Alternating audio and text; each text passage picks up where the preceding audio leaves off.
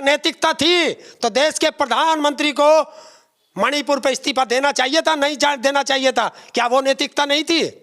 देश के 750 किसानों की शहादत हुई, क्या इसे इस्तीफा देना चाहिए था, नहीं देना चाहिए था? इसके मंत्री ने किसानों पे, मंत्री के बेटे ने किसानों पे गाड़ी चढ़ा के उनकी हत्या कर दी। क्या तब नैतिकता मर गई थी? जब पहलवान बेटियों को सड़कों पे घसीटा जा रहा था, क्या नैतिकता इसकी जिंदा थी? तब इसकी नैतिकता नहीं मरी। तो अब नैतिकता, तुम नैतिकता की बात कैसे कर सकते हो? अरे पहले तुम साबित करो, देश का चुना हुआ, जनता का चुना हुआ मुख्यमंत्री है, सबसे ज्यादा सीट लेके आया वो मुख्यमंत्री, और तुम उसे जेल में डाल रहे हो, और वो जेल से भी अपनी जनता की सेवा कर रहा है।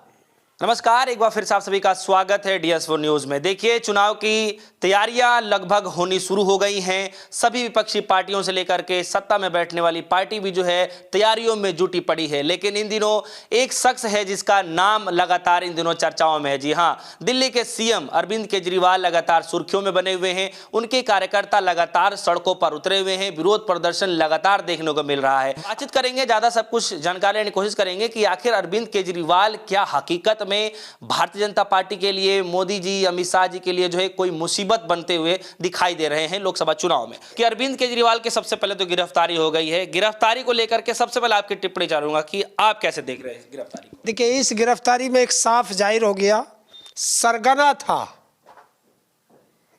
शराब कांड का, रेड्डी। वो अगर अरविंद केजरीवाल को पैसे दिए जैसा ये बता रहे, वो पैसा बरामद नहीं हुआ। लेकिन जो ये बता रहे हैं कि अरविंद केजरीवाल को इसने पैसा दिया, तो अरविंद केजरीवाल अपराधी हो गया, और वही पैसा जेल के अंदर रह करके बीजेपी को दे दिया, तो वो मंदिर का चंदा हो गया। ऐसा क्यों है? देखिए, एक बहुत अच्छी चीज है, जब मुझे पुलिस पकड़ के ले गई, दरोगा मुझे पकड़ के ले गया, तो दरोगा मुझे कब छोड़ेगा? वैसे तो छोड़ने का नहीं, क्योंकि अगर मैं निर्दोष था तो मुझे पकड़ा क्यों?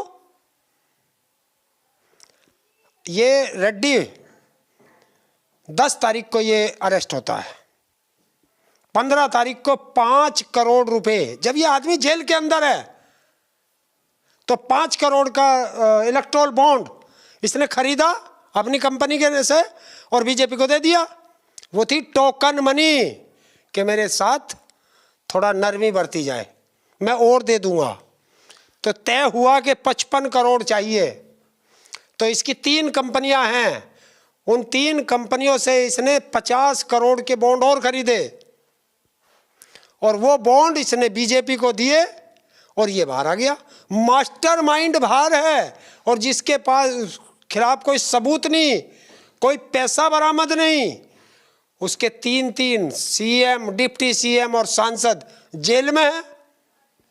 मतलब विपक्ष जेल में, मोदी रेल में।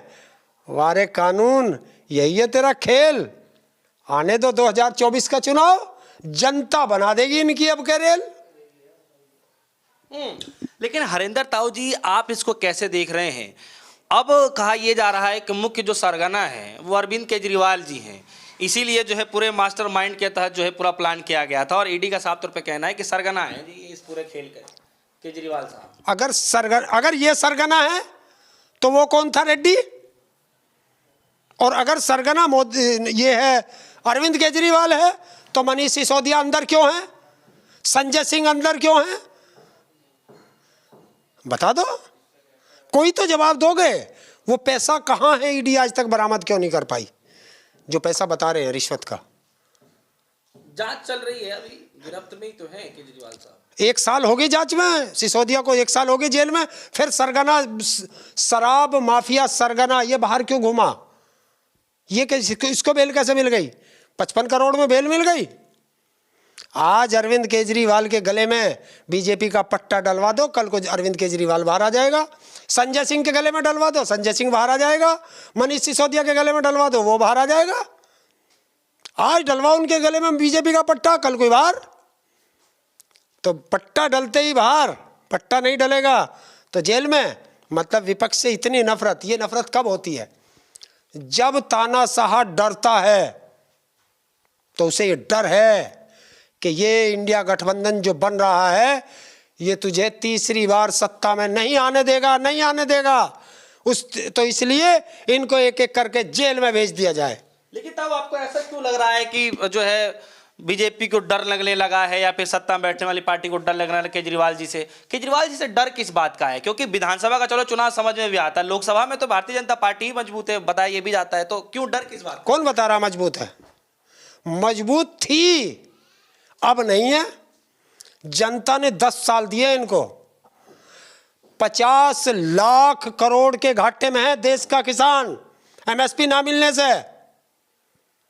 और उसकी खाद जो 50 किलो का कट्टा था 40 किलो का कट्टा कर दिया गया। 10 किलो खाद खा गए। उनकी सारे कीटनाशक, फर्टिलाइजर, सब चीज महंगी हो गई, बिजली महंगी हो गई। वो क्या करेगा किसान? इसी तरीके से युवा बेरोजगार भटक रहा है, क्या करेगा वो? उसे रोजगार नहीं मिलेगा। अगर उसे रोजगार नहीं मिला तो उसकी शादी नहीं होगी। देश का युवा अगर बूढ़ा हो जाएगा तो देश बूढ़ा हो जाता है।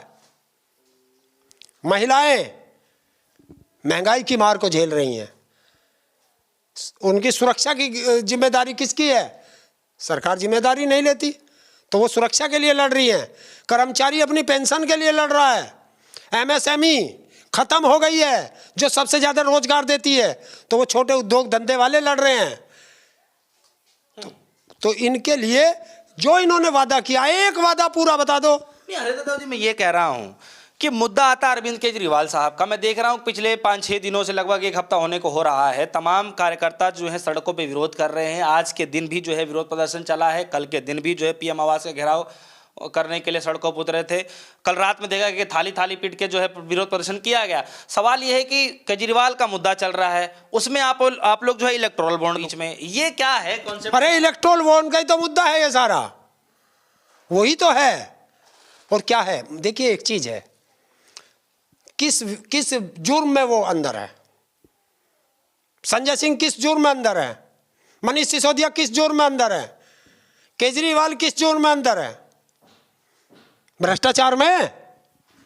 और भ्रष्टाचार ही इलेक्टोरल बॉन्ड है। तो मुद्दा तो एक ही है ना, भ्रष्टाचार।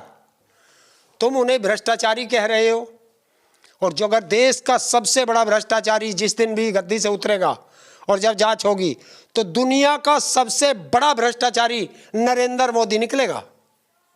दुनिया का सबसे बड़ा भ्रष्टाचारी, उसे कोई नहीं कहेगा, क्योंकि जब सत्ता से उतर जाते हो तब पता चलता है इतने सत्ता है, इतने तो एजेंसी तुम्हारे हाथ में, कोई जांच नहीं करेगी। नहीं, मैं ये कह रहा हूं कि ये आम आदमी पार्टी के कार्यकर्ताओं से लेकर के जो है उनके सीएम, उसके बाद शिक्षा मंत्री, चाहे उनके सांसद हो, उन सब पे अगर कार्रवाई हो रही है, तो नई आबकारी नीति जो लाई गई थी उसको लेकर के शराब के घोटाले में जो है ये सब कार्यक्रम किया जा रहा है। लेकिन आप लोग जो है इलेक्टोरल बॉन्ड का मुद्दा लेके आ जाते हैं। ये कॉन्सेप्ट क्या है? क्यों इसको ऐड किया? देखिए एक चीज है, उसने जो एक नई पॉलिसी निकाली थी जी शराब की, जी, इनको खतरा हो गया कि हमारी तो दुकान बंद कर देगा ये आदमी, क्योंकि शिक्षा ये फ्री दे रहा, स्वास्थ्य ये फ्री दे रहा, रोजगार ये दे रहा है, बिजली ये फ्री दे रहा है, बच्चों को पढ़ाई ये फ्री दे रहा, दवाई ये फ्री दे रहा। तो जनता तो इसके उस पे आ गई। अब नरेंद्र मोदी क्यों गुजरात में फ्री दे रहा? भाई क्यों गुजरात में फ्री दे रहे हो? क्योंकि ये दे नहीं पाते। इस देश की इकोनॉमी देश की जनता चलाती है, लेकिन नरेंद्र मोदी उद्योगपतियों के साथ जुड़ गया। उसे देश की जनता से कोई वास्ता नहीं है, उसे उद्योगपतियों से वास्ता है। जिस तरीके से देश का किसान और मजदूर कह रहा है हमारा कर्जा माफ कर दो, सड़कों पे आ रहा है, आंदोलन कर रहा है, कोई सुनने वाला नहीं है। उद्योगपतियों को कभी आपने आंदोलन करते देखा क्या? अच्छा, और उनको 16 लाख करोड़ रुपया उनका माफ कर दिया गया। अच्छा ताऊ जी, मैं ये कह रहा हूँ कि कुछ दिन पहले ही जो है इलेक्टोरल बॉन्ड का मामला सामने आया। एसबीआई ने जो है डेटा दे दिया, उधर इलेक्शन कमीशन ने डेटा अपलोड कर दिया, सब कुछ डेटा जब तस्वीरें साफ होने लगी, अचानक से अरविंद केजरीवाल का मैटर आ जाता है। आपको कुछ समझ में आ रहा है? हाँ बिल्कुल आ रहा है, क्योंकि नरेंद्र मोदी और अमित शाह फंस चुके हैं। और जब ये फंसते हैं तो वो टीवी न्यूज पे खबर ना आए, अखबारों में खबर ना चले, क्योंकि वो तो इनके अंडर में, और देश की जनता को पता ना चल जाए कि जिसको हम ईमानदार कह रहे थे दुनिया का सबसे भ्रष्ट व्यक्ति तो वही है। तो इस मुद्दे को दबाने के लिए और जनता का उनके असली मुद्दों से ध्यान भटकाने के लिए अरविंद केजरीवाल को जेल में डाल दो, सब लग जाएंगे। अरविंद केजरीवाल को फंसा दिया, अरविंद केजरीवाल को फंसा दिया, उन मुद्दों से हट जाएंगे सब, चुनाव आएगी। जबकि जब आचार संहिता लग जाती है किसी भी राजनेता को गिरफ्तार नहीं किया जा सकता, यह संविधान में है। अगर संविधान में नहीं है तो आज देश के अधिवक्ता, विद्वान अधिवक्ता कहा जाता है वकीलों को, तो वो विद्वान अधिवक्ता आज सड़कों पे क्यों हैं?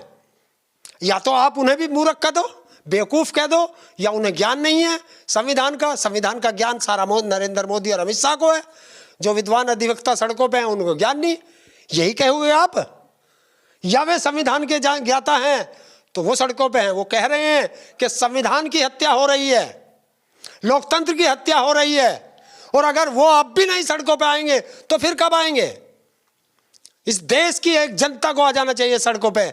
और 31 तारीख को जो देश के अंदर, दिल्ली के अंदर रामलीला मैदान में जो महा रैली होने जा रही है, विरोध रैली होने जा रही है इंडिया गठबंधन की, उसमें देखना आप देश के कोने कोने से लोग आएंगे और सरकार का विरोध करेंगे। हरिंदर ताऊ जी को क्या लगता है कि चुनाव से पहले अरविंद केजरीवाल की गिरफ्तारी, क्या ये कोई सोची समझी साजिश है या मात्र एक इस तरीके का जो है आज नहीं तो कल ये होना ही था? ये संयोग नहीं है, ये प्रयोग है, ये प्रयोग है।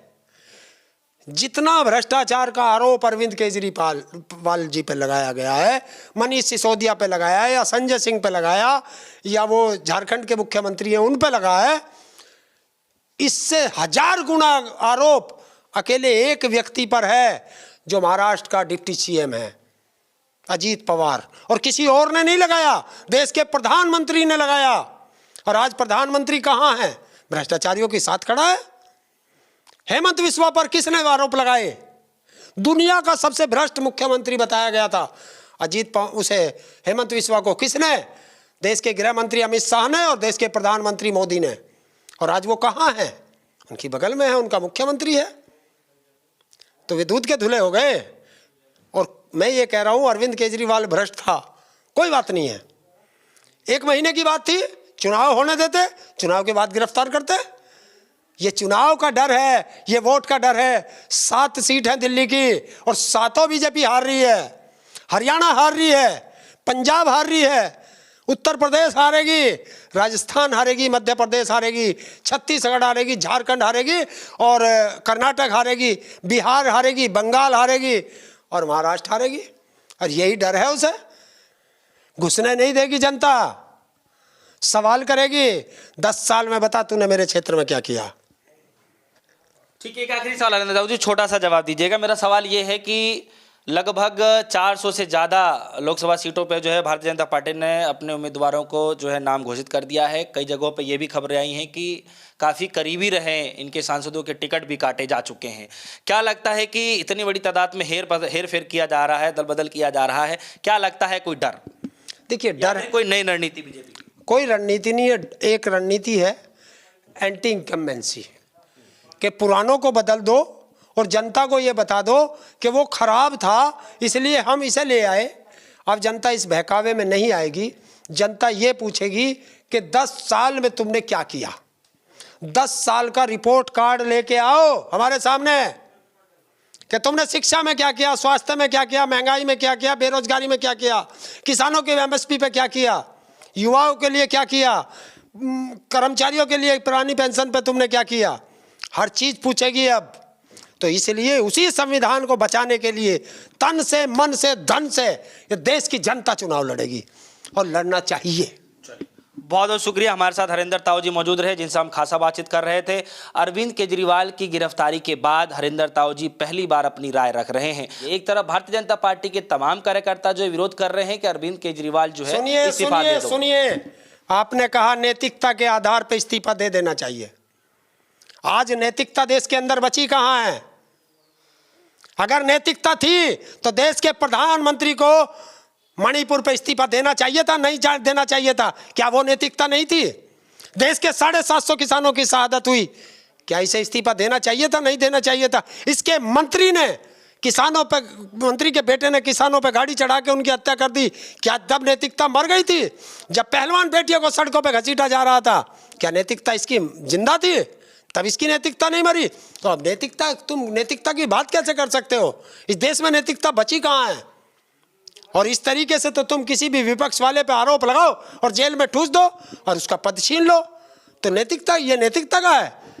अरे पहले तुम साबित करो, देश का चुना हुआ, जनता का चुना हुआ मुख्यमंत्री है, सबसे ज्यादा सीट लेके आया वो मुख्यमंत्री, और तुम उसे जेल में डाल रहे हो, और वो जेल से भी अपनी जनता की सेवा कर रहा है। और जो बातें उसने कही हैं जेल के अंदर से कि गर्मी आ रही है, पानी की समस्या ना हो जाए मेरी जनता को, ये बड़े बड़े आलीशान दफ्तरों में बैठ करके भी वो मुख्यमंत्री नहीं सोच सकता जो जेल के अंदर बैठ के सोच रहा है। यही तो उसकी वो है राजनीति, बदल दी उसने देश की राजनीति। तो ऐसा मुख्यमंत्री तो सारे होने चाहिए। तो हरिंदर ताऊ जी की राय रही, आपको क्या कुछ लग रहा है इस वीडियो को सुन करके? आपके मन में जो भी कुछ चल रहा है वीडियो कमेंट सेक्शन में जाकर जरूर बताइएगा। फिलहाल के लिए दीजिए इजाजत, देखते रहिए DSV न्यूज़। धन्यवाद।